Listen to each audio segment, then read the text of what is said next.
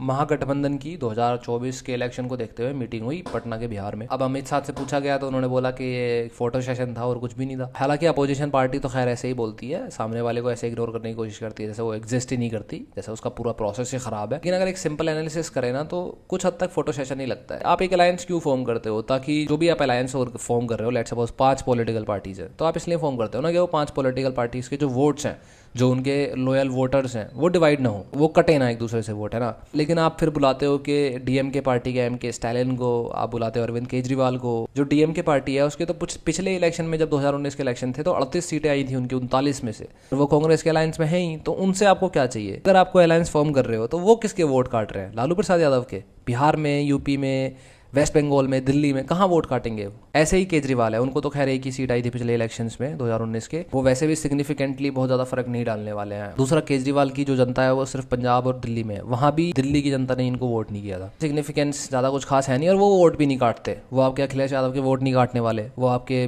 बिहार के वोट नहीं काटने वाले, तो कोई सेंस नहीं बना इस अलायंस का। इन दोनों पॉलिटिशियंस को बुलाने का तो कोई खास सेंस नहीं था, ये तो फोटो सेशन ही हुआ काइंड ऑफ। जो मेन अलायंस का पर्पस दिखता है ना वो सिर्फ होता है कांग्रेस का, यूपी और बिहार, इन दोनों की पॉलिटिकल पार्टीज का। वेस्ट बंगाल में भी इसका कोई खास अलायंस का सेंस नहीं बनता, क्योंकि बीजेपी अपने वोट लेगी और जो ममता बनर्जी की पार्टी है वो अपने वोट लेगी, वहाँ कांग्रेस थोड़े बहुत जो भी छोटा मोटा वोट लेगी वो लेगी। तो ममता बनर्जी और कांग्रेस तो वैसे भी अलायंस में साथ हो ही सकते हैं, उसमें कोई बड़ी बात नहीं है। वहाँ पे भी आपके वोट तो नहीं कट रहे हैं ऑफ कोर्स। मेन बात आती है यूपी और बिहार पे, वहाँ सोचने और एनालिसिस करने लायक कुछ पॉइंट्स हैं जहाँ पे अलायंस फॉर्म करने से हो सकता है फायदा हो जाए और हो सकता है थोड़ा नुकसान भी हो जाए। तो यूपी बिहार में इस अलायंस का क्या फर्क पड़ेगा, इस डेटा को एनालाइज करने के लिए हमें पहले महागठबंधन हुआ था 2019 के टाइम पे भी, मोस्टली यूपी में हुआ था, उस पर थोड़ी सी नजर डालनी पड़ेगी। अब ये जो महागठबंधन हुआ था ये हुआ था बसपा, सपा और आरएलडी के बीच में, ये ही 2-3 मेजर पार्टीज के बीच में बीजेपी के अगेंस्ट। तो जो आपकी आरएलडी है वो राष्ट्रीय लोकदल पार्टी, उस पार्टी का जो मेनली वोट बैंक है वो जाट है। काफी सारे लोगों को ना ये पता नहीं होता, जाट यूपी में बहुत सारे हैं, खास करके वेस्ट यूपी में। जाट सिर्फ हरियाणा या राजस्थान में नहीं होते। जो लोग थोड़ा इस एरिया से दूर है,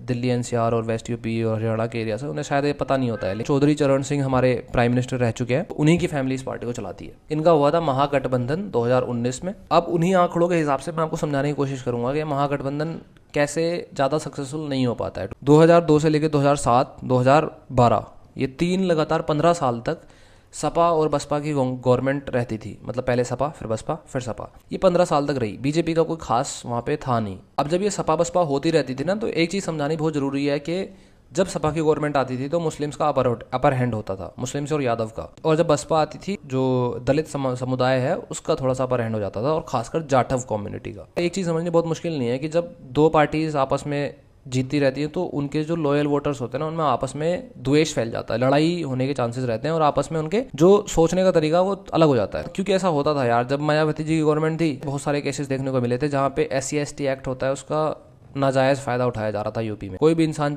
दूसरे कम्युनिटी पे उठ के अगर क्लेम लगा दे कि इसने मेरे को मारा, और जबकि उसने कुछ किया भी ना हो, तो SC/ST एक्ट लग जाता था। उसके बाद फिर जमानत भी नहीं होती। उसका मिसयूज बहुत हुआ था मायावती जी के टाइम पे, तो उसका भी गुस्सा लोगों में बढ़ता गया, और खासकर जो सपा के सपोर्टर थे उनमें। तो जब सपा जीतती थी तो वो फिर उस चीज का बदला लेते थे, तो वो एंगर है, ये समझाना जरूरी था आगे की बातों के लिए। तो ये महागठबंधन फॉर्म हुआ था बीजेपी के अगेंस्ट 2019 में। थोड़ी डेटा एनालिसिस आपके सामने रखता हूँ मैं। जब सेंटर के 2019 के इलेक्शन हुए, महागठबंधन हो चुका था। एक तो जाटव वोट होता है जो SC में ही आते हैं, लेकिन उसके अलावा जो बचे हुए SC की कास्ट्स हैं, ऐसे ही महागठबंधन हुआ। तो अब वहां पे कोई भी कैंडिडेट आ सकता है ना, हर जगह पे। कहीं पे सपा का कैंडिडेट आ सकता है, कहीं बसपा का आ सकता है, कहीं पे आरएलडी का आ सकता है। जब किसी जगह पे सपा का कैंडिडेट रखा जाएगा तो जो बसपा का वोटर था, खासकर वो जो नॉन जाटव है, वो क्यों देगा सपा को वोट? उसको सपा के कैंडिडेट को वोट देने में कोई फायदा ही नहीं है। देखो, एक जगह पे अगर बसपा, सपा और आरएलडी के एक ही कैंडिडेट उतर रहा है, तो वहां पे ऐसे कैंडिडेट भी तो होंगे ना जो पावरफुल हैं, जो अपने एरिया में फेमस है, तो वो इंडिपेंडेंटली लड़ेंगे। अगर उनको टिकट नहीं मिलता है, टिकट तो कम हो जाएंगे ना, ऑफ कोर्स, सिंपल सी बात है। वो कुछ वोट तो कट गए इंडिपेंडेंट कैंडिडेट पे। बाकी 48% वोट